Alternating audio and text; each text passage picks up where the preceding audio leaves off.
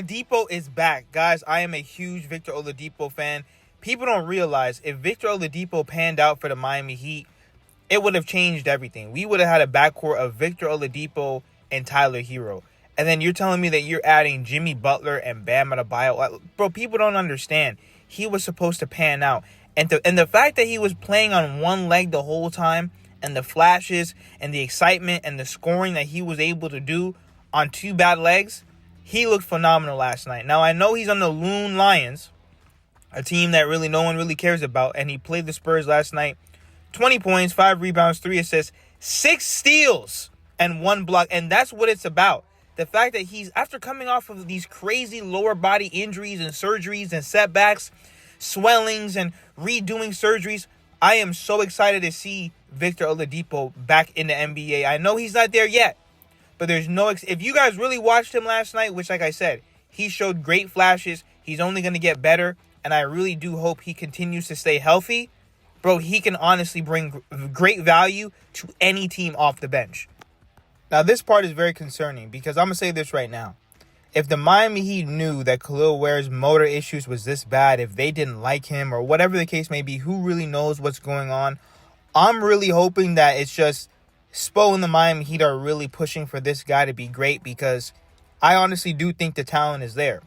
Now, Kel'el Ware, he finished last night's Heat exhibition with 18 points and 13 rebounds. But Eric Spoelstra wasn't thrilled. He said, I think everybody is looking at the wrong thing.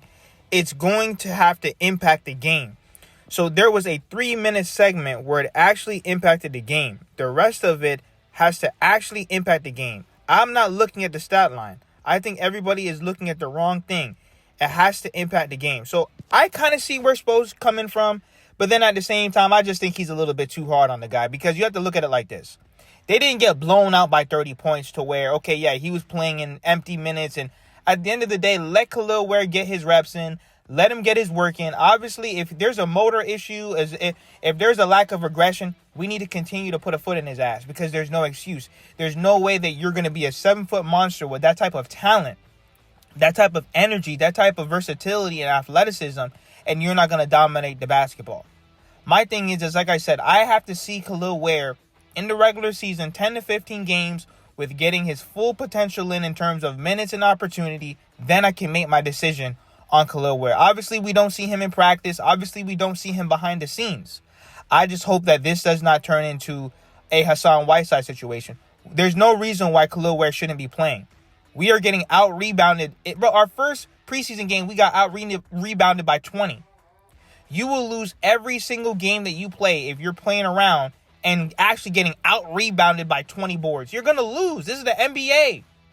Especially now when you have 7-footers shooting threes and, bro, you have 7-footers doing the same things that guards are doing nowadays. You have to have size on every roster. Switchable, movable, athletic size. Especially late in the way he played. Yeah, there was a 3-minute segment where it actually impacted the game. The rest of it has to impact the game. I'm not looking at the stat line. I think everybody's looking at the wrong thing. It's got to impact the game. I wanted him the next game to be a plus 20, right? That's what it's about.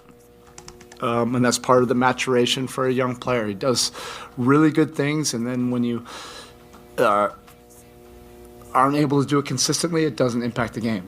And you don't want to have deflating plays. You want to have inspiring plays. That steal he had at half court was an inspiring play that impacted the moment. And there was probably a 3-minute stretch there. I guess I want to take that 3-minute stretch and see what his plus minus was on that, because it impacted the game. And that's part of him as a young player connecting the dots. It does not matter if you have 18 and 13 if it's not impacting the game, really. Nico, I don't have my glasses on. What was his plus minus? Jaime. Yeah, both those guys. Jaime did some, I don't know what his stat line was, but they both impacted, the game in a positive way. But that's part of it. That's part of a young player, and that's why I enjoy coaching him, because my responsibility is to help teach him how to connect the dots and become more consistent where it now leads to winning.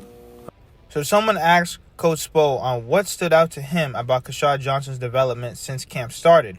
One of the things he's really improved is he's able to access those physical attributes more consistently now. Yeah, but my biggest thing also is, where's the skill?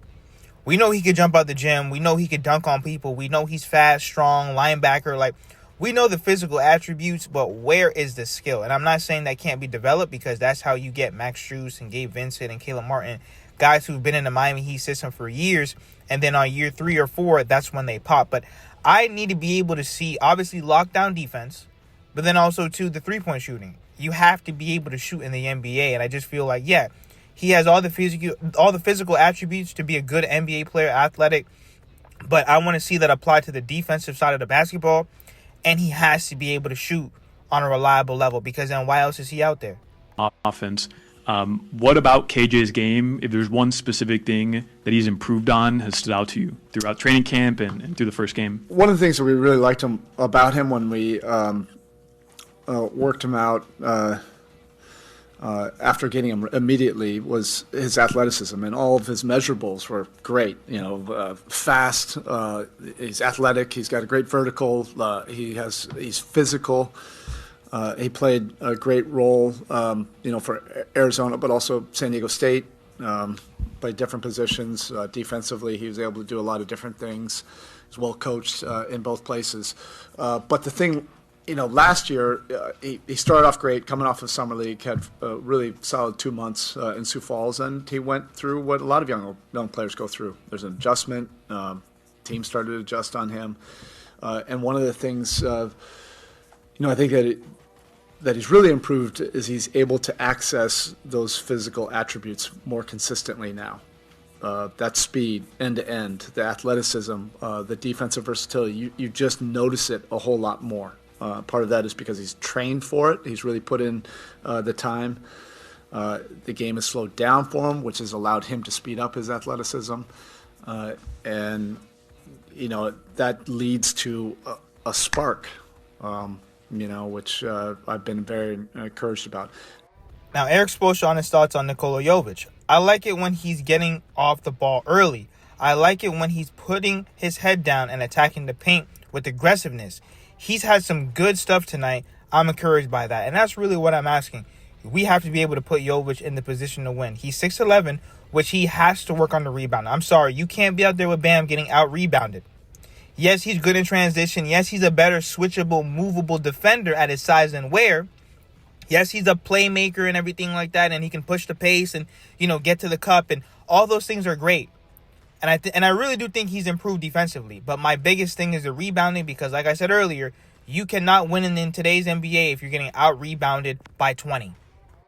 Some of the decision-making, I like it when he's getting off the ball early. I like it when he's putting his head down and attacking the paint with aggressiveness. Usually good things happen, and not settling. He's a very good three-point shooter, particularly when it's coming off of somebody else's paint touch spray. We don't necessarily need the step-back threes, to generate, other stuff. But he had some good stuff tonight. We are pushing to 10,000 subscribers. Make sure that you guys hit that subscribe button, and thank you guys for all the support.